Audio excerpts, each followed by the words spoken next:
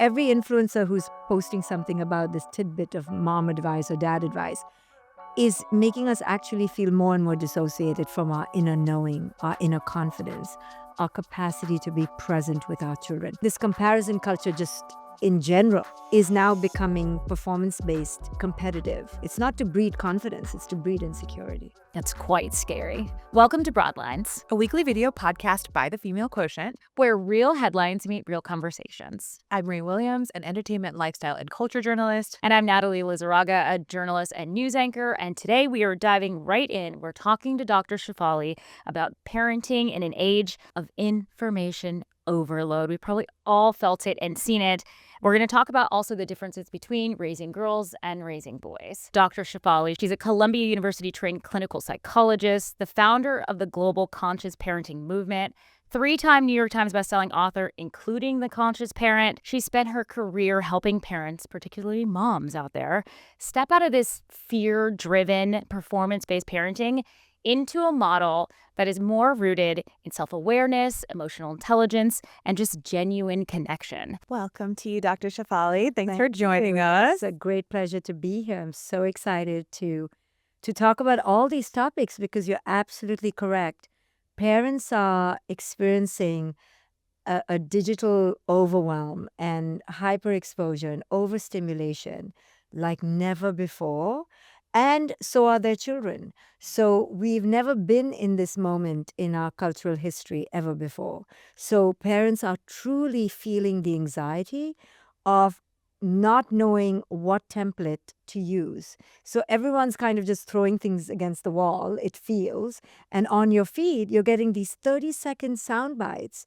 But parenting is not a sound bite. You cannot intellectualize your way into good parenting. I think we see a lot of times the self-help industry, it would like us to believe that better information produces better parents.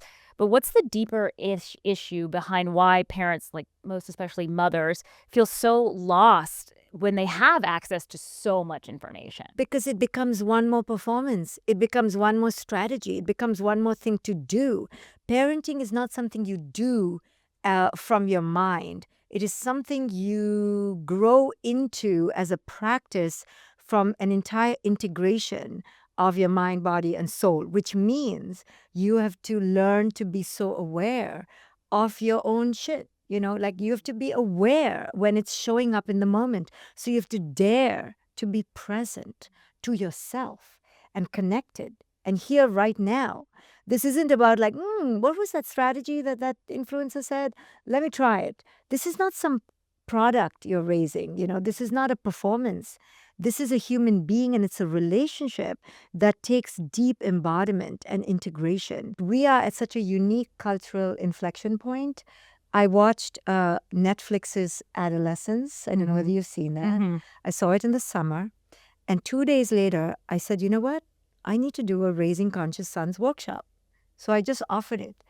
I cannot tell you, an avalanche of people joined to get help for their sons.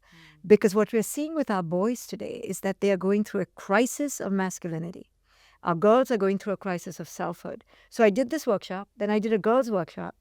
Then I wrote this proposal, and within 24 hours, I had these books in writing because our parents are lost and they need a blueprint that is a philosophy, not just a strategy. There is 101% increase in parenting influencers on social media over the past 5 years. And so every other video is someone very confidently, because they're very confident when they say this stuff, telling the moms exactly what to say and do. What does this level of prescriptive noise do to a mother's ability to trust her own instincts, especially given what you just said, that you have to be present? What do you think this is actually doing to our moms when they're having this information overload and like constantly hearing what they should be doing? So what's happening to us mothers who are bathed in estrogen, right? We are bathed in estrogen, which offsets our oxytocin, which is our bonding love hormone. When we keep seeing this stuff, you should do this, you should do that, it makes us feel so anxious because we feel we have to compare to somebody else's way of doing it. And it's the same thing happening with our girls. And we begin to feel lost. And then we don't trust ourselves, like you said. And then we work from the mind rather than from an integrated place, an embodied place. And then the relationship breaks down, right? Because we don't feel connected to, right? Every influencer who's posting something about this tidbit of mom advice or dad advice is making us actually feel more and more dissociated from our inner knowing, our inner confidence, our capacity to be present with our children. So I think this comparison culture, just in general, whether it's about houses or bags or motherhood, is now becoming performance-based, competitive, and really to breed insecurity. It's not to breed confidence, it's to breed insecurity. I have an 18-month-old at home, and my husband and I, both elder millennials, were like, where do we go for parenting? And we're the first kind of generation to have our phones right there when it comes to having our kids. And we grew up kind of as that, we had like AIM and Instant Messenger, and we didn't have like the access kids have now, but we're still using it on our kids. And we were both like, we need a pause and just remember how we were raised and how we want to communicate with her. And like, she's still little, but it wasn't until I had her that I realized I was going to my phone to look for answers when like I could also just contact other moms or my mom and like have a natural relationship. I feel like if you're a mom that's working and you have kids and you have a career, like there's this endless stream of parenting content. And maybe you're like the quickest way is to go to the internet. But if you're talking to moms right now, what's the most important shift that they can make right now, today, that doesn't require some long, lengthy retreat or some 6-week program to try to kind of rewire themselves when it comes to the advice on the phone? Yeah, first I would say disengage from, I'm sorry to say, all kind of advice on the phone and really vet who you are following and pick one person and go deep with their philosophy. There's not many of us out there, let me tell you, who are really doing the work. And pick someone who has worked with people. Like I still see clients every single week because I'm not just a talking head who is theorizing about how it should be. I'm actually in the trenches with parents every day. So pick one person, go with their philosophy, go deep, and then you will actually not only feel empowered and competent, you'll feel restful and joyful. Like parenting should be joyful. It shouldn't be a stressful thing that you feel this impossible ladder to climb. But I will say, conscious parenting especially is something you have to learn. It's something you have to cultivate. So you have to be curious. You have to want to learn it. You have to want to, take courses. And I have an institute. I teach it. It takes 5 months, not long, right? But think about it. There's no license to become a parent. There's no supervision. There's no mental health background check. Nothing, which is kind of appalling. So we're raising children out in the wild, and we truly need to wrap our head around, okay, what am I doing here? How can I raise a human being who is truly connected to their essence and celebrated unconditionally for who it is they are, not who it is I want them to be, not who it is I expect them to be, so that I feel good about myself. I mean, this is deep, deep, deep. I mean, generational pain level deep. So if we want to be pattern disruptors and we want to change the world, we have to change how we show up with our children. I was listening to one of your podcasts about the ego, our own egos getting in the way, and like our expectations for our kids, or what anything you're reacting to is just triggers from your own childhood, which is just, it's like, it seems like it should be logical, but it's just mind blowing, especially when you have a kid and you thinking back to times you reacted and you're like, oh, that's why I did that. Yeah. That's why. I want to talk about this term that you coined called algorithmic abduction when it comes to kids. Describe what's happening to children today in terms of that. So much is happening to our children that if we parents don't get our head out of the sand and be able to name what's happening, we won't be able to tame it, right? So a vast sweeping majority of our children, without our realizing, are now abducted by technology, whether it's in a WhatsApp group, whether it's in their friend circle, the friend that they play with has a sister who's abducted, an older sister. The algorithm and technology has so exquisitely learned to hijack our daughter's brains based on her neurochemistry and our boy's brains based on his neurochemistry. It is advanced ninja level Machiavellian level, manipulative and exploitive of our children's neurochemistry without our realizing it. So our daughters, I speak in the book, are caught in a perception prison now. They are basing their identity and sense of worth not on how they feel, not on how the parent feels about them, but on how others in the world, strangers, perceive them through emojis and likes and followers. And daughters who are going to base their identity on strangers are going to be deficient. And that's what is happening. 1 in 2 or 3 girls are with an anxiety disorder. Self-harm has risen like 60%, tripled. Body dysmorphia, dieting at the age of 8 or 9, self-harm, cutting, anorexia, bulimia, I mean, name it. Why? Because daughters develop their sense, girls, because of our estrogen and our oxytocin, we develop who we are in face-to-face relationship. Now, because that is being taken away, and now they are in a digital proxied relationship, they are trying to figure out who they are through the digital situation, like how many likes, how long did someone stay on my video, Right. what are the comments by strangers. So now this girl is trying to figure out who she is in this virtual reality, which will never be even slightly, close to what she needs. So she's in lack. And she cannot find who she is. So she keeps scrolling. Am I this? Am I the boss babe? Am I the hustle chick? Am I the trad life? Am I the it Am girl? I the it girl? Am I Yeah. the... So she is constantly caught in this prison of her own making, but she can't get out of it. She's lost looking for herself. For our boys, do you know that when a boy creates his first account, the algorithm picks up that it's a young male, immediately floods him with pornographic content, which immediately gets his dopamine hooked and gets him addicted, and with content from the manosphere, which teaches him how to be a man, allegedly, right?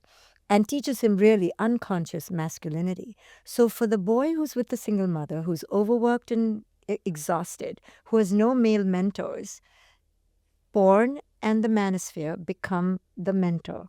And that is a dangerous thing indeed. That's quite scary. Yeah. It's quite scary on both sides for girls and Girls boys. and boys. Yeah. Because now the girl is not only preparing for misogyny when she's 21, she is going to experience misogyny from her 14-year-old silly boy friend. Why do you think, like right now, parenting models are kind of failing us when it comes to this? Well, my parenting model is not failing parents. I can guarantee you that. That's good. It's called the conscious parenting model. It will never fail you if you do it beautifully, if you learn it. But the reason why people don't want to learn conscious parenting as a parent is because it makes you take accountability. It makes you see yourself as a co-creator. It calls your ego to challenge. It challenges you to say, yes, I'm using my child as my trophy, my ambassador, my brand representative, and I like that. It calls you to look at yourself. So that's why parents don't like conscious parenting. But let me tell you, because it is a global movement, and I've trained around 1,600 coaches just in my institute to become conscious parenting coaches and humans. They are changing the world. Like, I get stopped everywhere in the world telling me how conscious parenting has deeply revolutionized their not only ecosystem, but their own healing from their past. Because every single one of us is a parent to our own inner child. You are a parent to your own inner child. And your first job is to reparent your inner child. One of the things I was going to ask you is because, we've brought up comparison a lot. Comparison, from moms to other moms on the internet, in all these messages that they get, but also, as you were just talking about, the comparison of the young girls as well. And then you mentioned that you have a daughter who's in her early 20s. Do you see a difference in what parenting was, 20 years ago when we didn't have some of these, resources, we could call them all resources, on the internet as opposed to now? Every generation is changing so rapidly, right? So I was raised by boomers who were awful and unconscious, okay? But bless their hearts, they were so clearly unconscious that it's almost easier to just do better. Okay. Then you have my generation, which is Gen X, who really wanted to change the world. And actually, we screwed it up, right? Because we were so smart and we're like, hell, I'm going to do it differently. I am going to create the Uber Eats and I'm going to create the apps. And we actually set forth this mess that is now in place. Then came the millennials, who were so sick of the Gen X's and the boomers' ego that the millennials, which you are part of, truly wanted to do it their way, right? So the millennials are the ones now having the children, correct? The current little ones are born to millennials. So the reason why millennials are so doing it by the book and trying to be amazing is because they don't want to make the same unconscious mistakes. But they are also overcorrecting, right? And going too far and now becoming too attached to doing it right and doing it perfectly. And the real irony of parenting is that it is not about a formula. It is not about what you do. It is about how you show up with your child. And that is what I'm constantly teaching parents is when you transform your own connection to yourself. I know it sounds so vague because it's not a tool, but it is a skill. When you are healed and you show up whole, okay with your limitations and accepting of your flaws, you are present because you're not in your head critical or shaming or thinking about the future. You're here. And there's a palpable difference, when you meet people who are in their body or who are in their head, who are in the doing or who are truly integrated. You know it. You can sense the ease you feel with somebody who has accepted themselves versus somebody who is very out of shape in terms of emotional health. So our children feel the same thing. And the work I do helps parents transform at such a deep level that children cellularly feel the difference without you having to say a word. So it becomes less about strategy, but more about deep attunement and connection. Is it work that you can begin to do before you even become a mother or father? Ideally, you want to start healing yourself through the reparenting process and look at yourself through the eyes of your inner child, your ego. You can see your inner child and ego already out in the world, but the difference in parenting is now you're stuck. You see, with all the other relationships, you could leave them. You could blame their parents. You could just walk out, leave the job, leave the boyfriend, leave the girlfriend, and blame the parents and say you're screwed up and I can't deal with you. But when you have a child, and that's why I talk about conscious parenting, not so much because I love children, and I do, but more so because now the parent is trapped, meaning they've got to do the work or the ship is going to sink. Decide. So that's why when it is an undeniable, closed, no expiration date, you can never return the goods. There's no exit ramp. Now you're forced to make a conscious choice. And many don't, even then. So say you don't do any of the work till, you've become a parent. It's fine because you'll never be able to do the work to the depth of when you are in a closed system. When you have no option, it's a different level of work. Now the baby's here.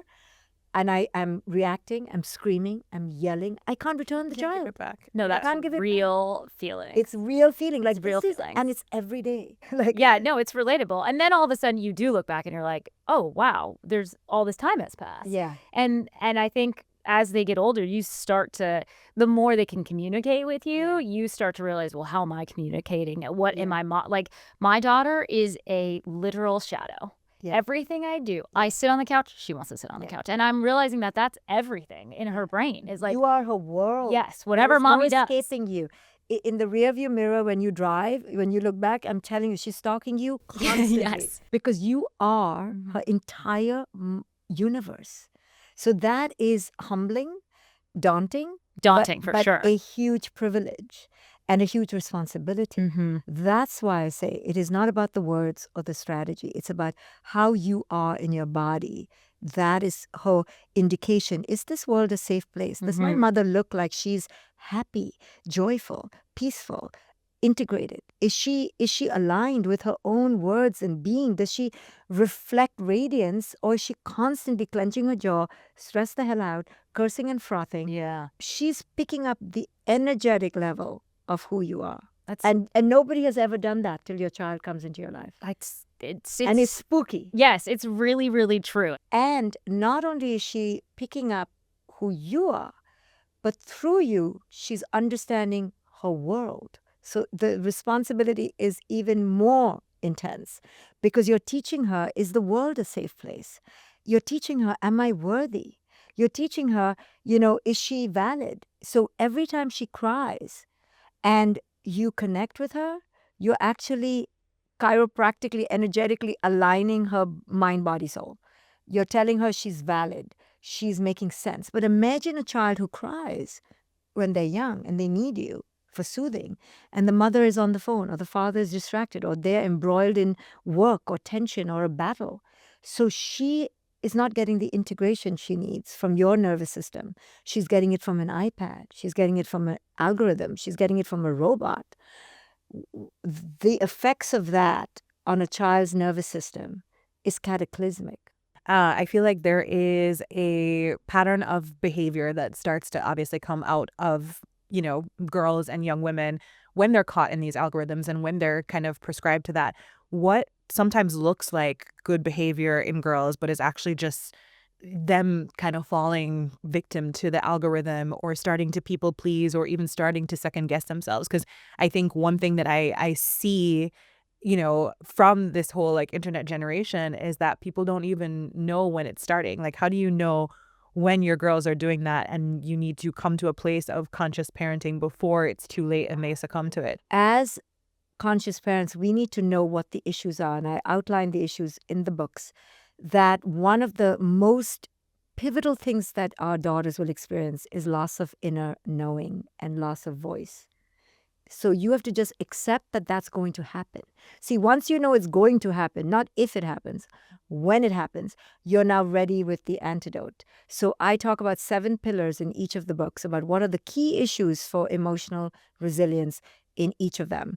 And in the girls, I talk the first one is called voice, the pillar of voice, raising her to be heard, not good.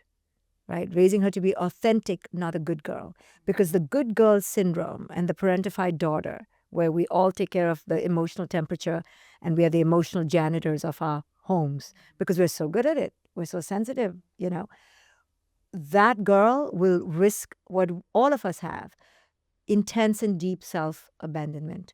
And so as parents, once you know that, the minute you realize you have a daughter, you're like, if she's anything like any other girl, it's quite likely, not for sure, quite likely, she will experience deep self-betrayal by the age of 3 or 4, and I will participate. 3 or 4? Because we will override her inner knowing.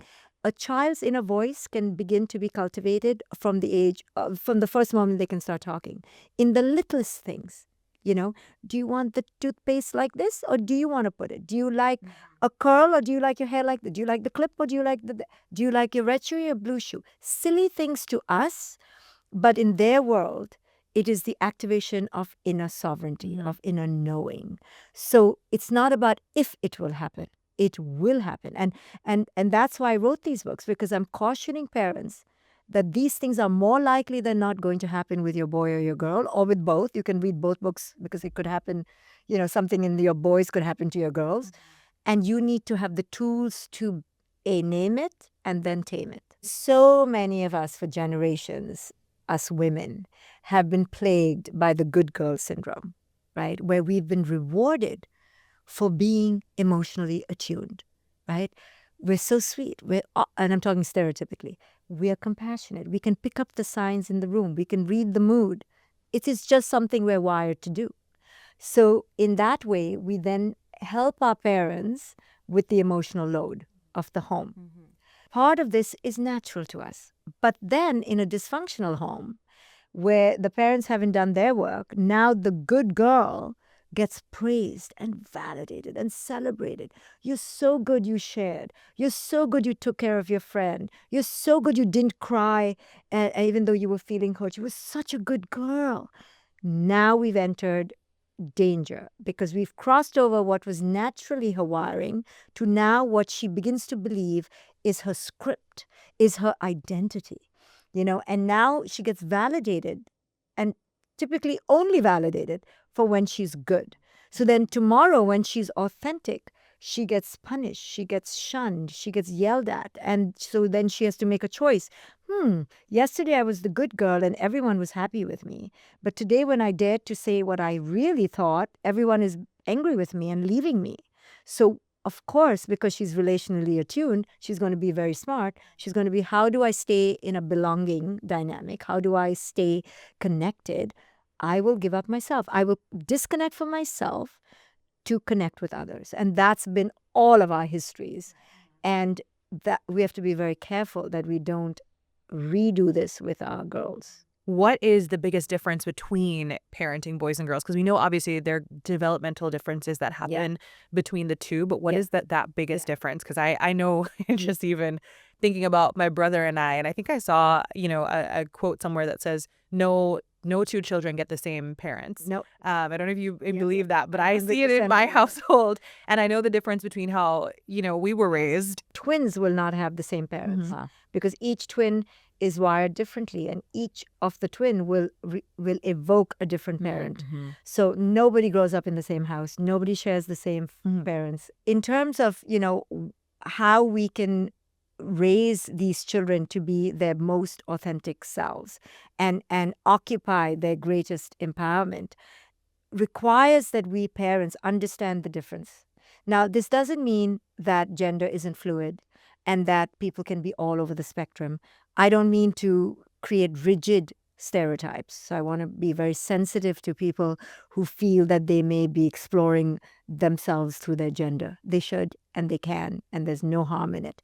But on the main, boys and girls are wired differently, right? Girls have estrogen at higher rates and proportion than boys.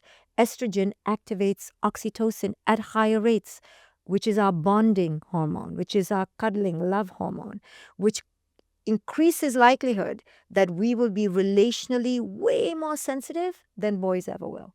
Boys have 15 to 20 times testosterone girls will ever have. This is minimum levels of testosterone, right? Ask any menopausal woman, in these days. Most of my menopausal friends are on HRT. They cannot even take a little testosterone and they're like, oh my God, I want to punch everyone. I am horny, but I also want to punch everyone. So it's a trade-off. But boys have 15 to 20% times more than girls. So how do we understand how different boys are? Boys are physical. They're wired to move. They're wired to feel through their body. It's a bottom-up approach for boys. Girls are top-down, where girls are more integrated. Girls are left brain, right brain, talking to each other. The highway between both brains are amazing. We can talk about what we feel. Boys can only feel and show it. The talking part is not so activated till much later. Girls' cerebral cortex comes online many years before boys. Boys are developmentally more immature than girls. They need space, boys. Girls need to talk through their problems. So different. So different. And if we don't appreciate the differences, we will not be able to respond to them. We'll make the girls like the boys like the girls. And we need to uniquely tailor our parenting based on the neurochemistry we have in front of us. When we talk about girls in the internet almost all the time because it's like really hyper focused on their development and what's going on. But as you mentioned in these books, it's happening to boys too. And when you want to talk to your son about something and they may be emotionally shut down, what is the worst thing a parent can do next in that situation? Lots of things. So first and foremost, boys feel and men feel as deeply as we do. They just have a different pathway. And boys have been conditioned out of feeling. They've been told feeling is wrong and vulnerability is a weakness, and they've been taught to suppress. Okay? So when a boy is shut down in their youth, shaming that boy to talk, why aren't you talking? Or shaming them to be more like their sisters is one of the worst things you can do, number one. Number two, presuming that just because he's shut down, he's okay, right? Let him be in his room. for hours and not check in on the boy because he's not talking. So if he's not talking, he's not feeling. And if he's not feeling, he's okay. That's a big mistake. Boys need connection just as much as girls, just a different kind of connection. So boys want to express their competence. They need challenge and puzzles, and they want to solve things, and they want to build things, and they want to feel like they're contributing, and they want purpose. So when you see a boy shutting down and disconnecting, don't go, oh, let me have a long 2-hour chat with him. That's like a curse, anathema. Yeah. It's like, oh my God, please no. Yeah, nothing worse. Let me find a way to activate his sense of contribution and purpose. Let's go build a fort. Let's go scavenge the backyard. Let's go look for shiny pebbles. Let's go climb a tree. They need to externalize and physicalize their feelings. That's the channel, not talking. They're not head heavy. But a girl, if you don't talk enough to her, and if you let her go to sleep without the resolution and the repair, she will fall apart. She needs that physical and verbal attunement. Boys need more of the physical. One of the things, again, on the topic of boys and girls, is on TikTok, they have what they have dubbed the eldest daughter syndrome. And so it's not obviously not a medical diagnosis. It's more of a cultural pattern where we see that the eldest daughter becomes the family's third parent. I'm an eldest daughter, can you tell? And the emotional regulator, the built-in caregiver. I actually call it the secretary of the family. Like I'm the family secretary. High achieving, of course, but a lot of the times burned out. And of course, it's not just strictly about birth order, but how do we kind of socialize girls to carry or to not carry actually more than their share, or to carry their share in the family? There's a whole chapter in my book, Raising Conscious Daughters, called The Parentified Daughter, the daughter who's been made to be one of the parents and given the load and the responsibility and the burden of carrying that. Now, many of our daughters are sensitive and naturally a therapist. I was too, right? But then in a dysfunctional family system where the parents are not carrying the load on their own, that load gets inordinately absorbed by that quote unquote good girl, the sensitive girl. And now before she knows it, she is just the proxy new emotional janitor and parent of the home. And this happens because one or two or both of the parents are not carrying their weight in doing the emotional work. So the child has to bear that weight, especially when, either one of the parents are absent at work, or there's a divorce situation, or they're overwhelmed with stress. Then the child feels the burden and then takes it upon herself.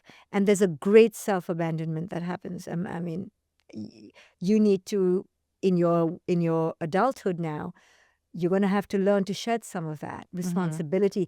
And you will only be able to do that if you are going to regulate yourself in the middle of conflict and chaos. Because the reason you took that role is because there was too much conflict and chaos. So your nervous system couldn't handle it because your parents weren't managing it. You took it over.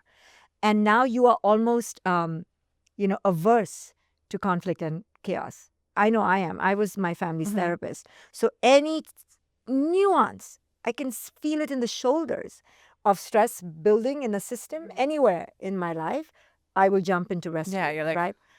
But now I can. yeah. But now as an adult, I've realized I cannot blame the surroundings anymore. This is now me. This is my nervous system that cannot handle conflict or stress. So now I need to learn to breathe into that and allow conflict and stress to exist without me playing that typical role of fixer. Yeah. So that's your challenge. Ray, how do you feel about that? No, you know what? It's just very interesting because like I said, I don't know that it's anything that my parents consciously, interestingly, did to me. You know what I mean? Like I said, we're close and we have a strong family dynamic, but it is just something that I am definitely averse to conflict, especially within my family. I think I care about them so much and I want us to be in harmony that any little thing that jumps out, I am the one that's like willing to run in. But it's interesting because we were kind of talking about this earlier, is that I don't feel like my brother necessarily does that. And again, going back to the dynamic of raising boys versus raising girls and how it's externalized, I wonder how come and I know a lot of my friends with brothers feel this way too, how come the boys don't necessarily take that on? We are relationally so sensitive and our sense of self comes from that relationship. Right. So it mattered way more to your sense of self that your relationships were okay. And his sense of self doesn't come from the relationships. That's why he's like, screw you, I don't even know what to talk. It's like his sense of self comes from his purpose, from his direction, from how he is in the world. And I know this sounds like a stereotype, but it's largely true. And that's why we women stereotypically cannot understand how a guy that was just in love with us, allegedly, can just walk over us as if we were dead and move on, because their left and right brain don't talk. So once the feeling is over, there's no more thought to it. It's done.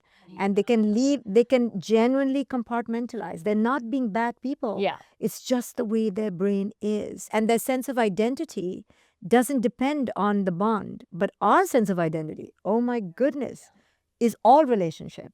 But that's what makes us beautiful. I don't think we should change who we are, but we also can't expect them to change too much. So what we should do instead is hold them accountable, yes, but also have realistic expectations of who you're entering a relationship with. If you choose to be with a quote unquote man in the stereotypical way, make sure that that man understands his limitations, and we're all clear about who we're getting Right. into a relationship with. My husband's going to be so confused when I tell him his left and right brain aren't talking. Your left and right brain aren't talking. I don't have time for this. Yeah, I forgive you. Both of these books, I think, are just so important. Obviously, different things for girls and boys, but we're all raising kids. What do you want when parents close this book? Is to be a genuinely, like, maybe not a strategy, but genuinely how they start seeing their children differently, how they see their child in a different view. The reality I've revealed in these books is not being talked about.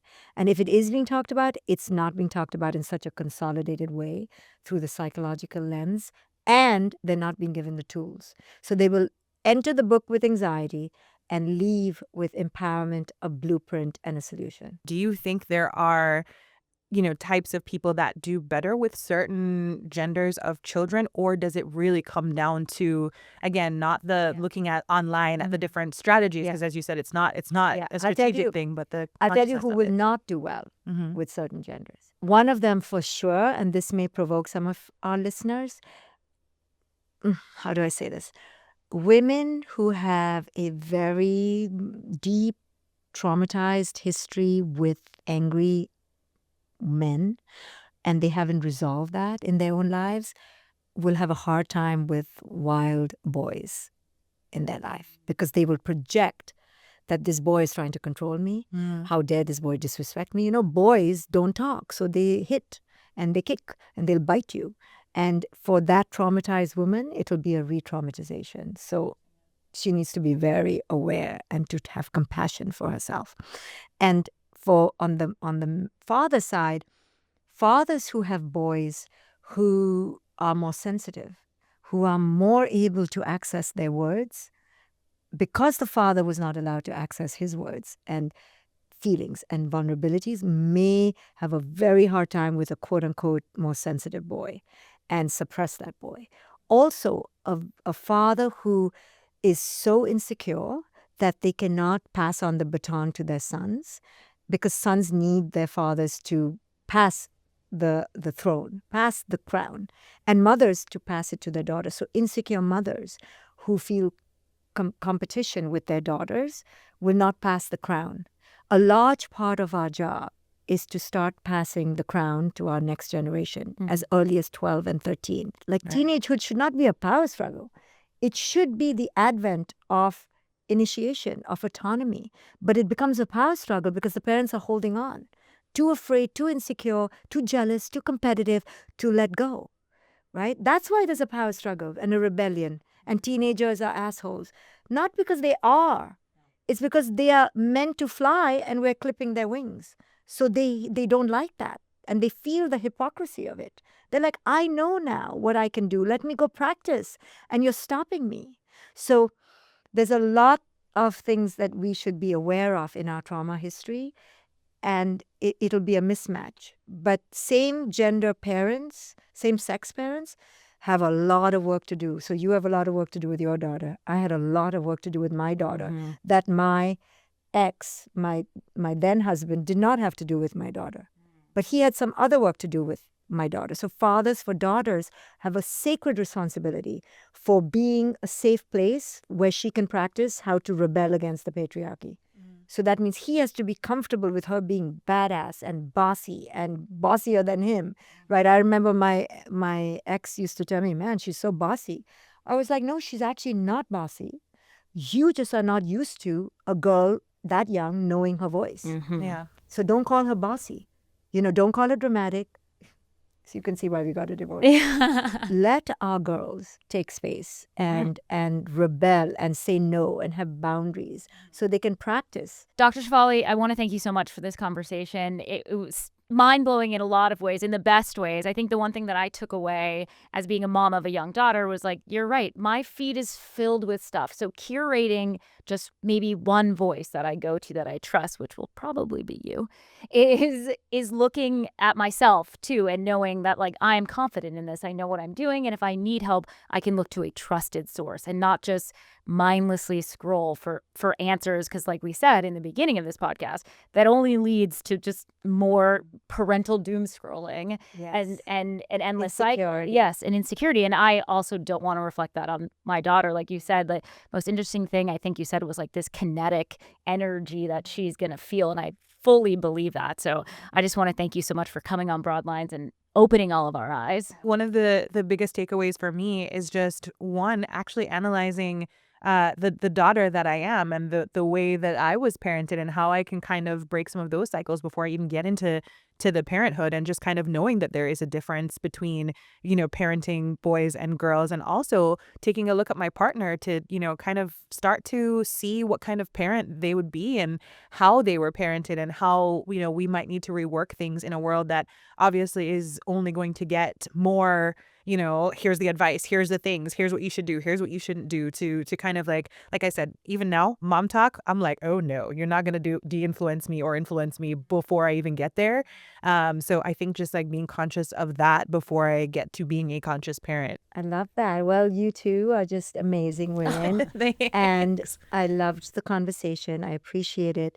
I think there's nothing more pivotal, more sacred, more crucial today more than ever than parents waking up and really understanding that our children's mental health is in a dire crisis, but there is something we can do about it. And my books, I hope, will offer that solution, that guidepost, that guiding light, so that we can reconnect with our children and give them what they truly deserve. Thanks for tuning into this week's episode of Broadlines, a production of the Female Quotient, filmed in Los Angeles. If you liked this episode, and I know you did, make sure to rate, review, and subscribe. If you have a question, maybe a work question, or you have an idea for an episode, DM us at Female Quotient or leave a comment to get the conversation started. hit that follow button while you're there. See you next week.